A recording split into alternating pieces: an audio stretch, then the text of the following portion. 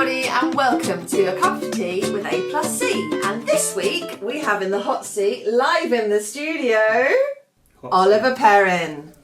Welcome, Oliver. Welcome. Nice to be here. This is going to be lovely because we drink tea on a daily basis. Yep. It's always a crush who can get to make the teas for everybody first, between you and I think. I don't think you've ever made me a tea. I will have you know that is the biggest lie that I've heard in the whole of 23 and 24, to be fair. It's true. I think I'm only employed because I make a good brew. There you go. They don't even come back with anything from that. That's just how it is. Staff morale. I'm staff morale. Anyway, Oliver, tell us, what is your job, please? I'm a producer. I'm employed full-time here at A+C. And you've been here just over a year? Just over a year, yeah. 4th of Jan last year was my first day. And many congratulations. Happy anniversary. And where did you come from? Because you've obviously had a lot of background in producing, but can you tell us what your background was prior to coming to Stop Motion? Yeah, I was at a live action production company for 10 years, give or take. It was the same role as I've got now, working with agencies and brands, producing commercial content, the occasional music video, the occasional short film. But yeah, in the whole world of commercial content, that was where I used to produce. So when a client wants to get some stop motion made for their whatever project, it could be commercial, content, whatever, how does that process go about? Because I think stop motion, we've got to break it down to be a bite-sized package for people, and that's kind of your job, isn't it? Yeah, well I think fundamentally, I don't think in terms of the start-off process, the ideas coming together, it doesn't differ at all from live action production or 2D and 3D art, because they all start with an idea, whether that's written on a scrap of paper or that's a fully fleshed animatic. It's all the same process. And I think that was such a relief. Obviously I did my research on the stop motion process before I came, but it was just such a relief that it's like, oh, I'm not going in this completely blind, it's still exactly the same. And that is half the job of communicating to people, is it's not this daunting medium that only a few need to operate in. It's very collaborative, but it follows the same principles of filmmaking, of an idea to a script to a storyboard. So you very much handhold people throughout the whole process when they approach A+C, is that right? Yeah, I think so, but I think it's very quickly clients get the process. I find they need a bit of hand holding in terms of showing them that, oh, this is exactly what I thought it was.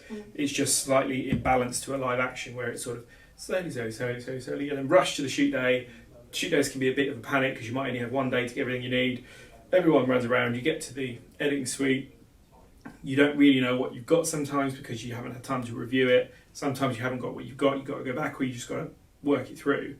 Stop motion it's a bit of a running start, shall we say, consistently all the way through, but it does mean that you kind of slow down almost towards the end, because by the time you shoot, you get over in the studio, a lot of things have been decided. Everyone's really clear, it's very calm, it allows the animators to really do their thing. We offer many different styles of animation. We do. So if a client actually comes to you, how do you know what style that they might want? If they just come in a bit blind, do you present them with all of the options? Because we've obviously got a big roster. Ooh, in the same way that some scripts are 5 lines on a piece of paper and some are fully fleshed animatics, sometimes the client will have a really clear vision of what they want, and they go, right, I want this in claymation, I want this in 2D, or like a 3D CG image, or a silicone coated puppet or whatever. Sometimes they're like, I want this done in stop motion, what can we afford, or what do you think is best, or what can we do in the time that we have? And then it's us to present that beautiful mix of creativity and logistical ability within the parameters, and yeah, we're fully stocked to. Yeah, I don't think there's a animation brief we couldn't pitch on. I think we've got great 2D and 3D artists. Our specialist as a studio is stop motion, and we work with so many different model makers. We've got great animators in house. And we've got this incredible lineup of directors, We do. which we've just added to for 2024. It is so thrilling to see all of that, because they are all so vastly different, and I feel very fortunate with these cup of teas to get to chat to them all. And I've had chats with some are in the pipeline that you're going to see in a couple of weeks, but they've all got such different styles, and so there really is something for everyone, I feel. It really is, yeah. And we're fully equipped as well to kind of work in that kind of mixed media bracket as well, where if a live action brief comes in and they need some animation overlay or animation scenes, yeah, we're really experienced in that. If we need to create live action elements ourselves, obviously that's the background I come in, so that's easy for me to put that hat back on. So yeah, it's really exciting. It's really exciting because it's kind of every script that comes in, you can do it in so many different ways, and it's up to us to kind of work out what's best. And also makes us quite flexible throughout the process, is what I've noticed. Like, you'll get quite far down, one particular route with a brief, and then the client might have slightly different other ideas, and actually shifting it, yes,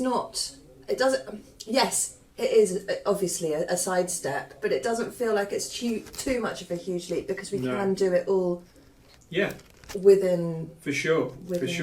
And I think we kind of, that flexibility, being based where we are, gives us, the ability to spend as much of the budget as we possibly can. So I feel that clients get a real bang for their buck, for sure. Yeah. I know that you obviously have your input in with some of the creative briefs, but do you ever feel like, I really, really want to get my teeth into that one? Oh yeah, definitely. There's a couple of projects that are on the slate at the moment that, I was, foaming at the mouth to get started on. And there's a couple of times when there's a Squarespace project on our new showreel. Which is coming out soon. Yes. The new showreel's coming out very soon. Yeah, we turned around in a crazily short amount of time, and there was quite literally one way to do it how they wanted to do, and they were based in Los Angeles, we were based over here.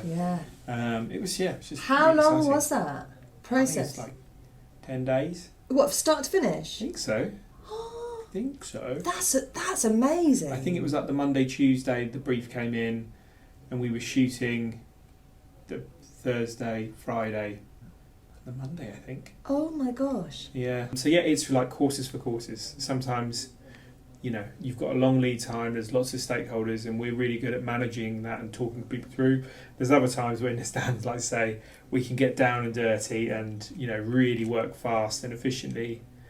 We've got the reel coming out. Yeah, the new reel. I'm really excited for that. That'll be really lovely for everybody to see all the Great work. track. Great track. We got pretty hyped about the track that we put the reel to, so watch this space. Belter. It is a belter. And what else have we got coming up this year? Can we titillate? The updated reel in the summer of 2024 will be cracking, because we've got some brilliant projects on our slate at the moment. I can't wait to drop those. It's an exciting start. Yeah, very much so. And we've got a really good roster of directors, and we've just added to them, and I'm looking forward to seeing how we can supply all and every one of them with briefs and working with them. Yeah, it's exciting. It really is. Yeah. Thank you very much, Oliver Perrin, everybody. Please, if you have any questions for Ollie, drop them in the comments below. He will answer them. He is literally 2 desks away from me, so we can drag him back in here any old time and get him back on a cup of tea. Plus, he loves a cup of tea. I'm pretty sure the tea bag quota has gone up since you and I have come in the building. I've got the office on the Earl Grey. There wasn't any Earl Grey before I started, and now everyone's a bit more sophisticated. I'm not a fan. Anyway, thank you very much, and please join us again for A Cuppa Tea with A+C next week. Take care, bye-bye.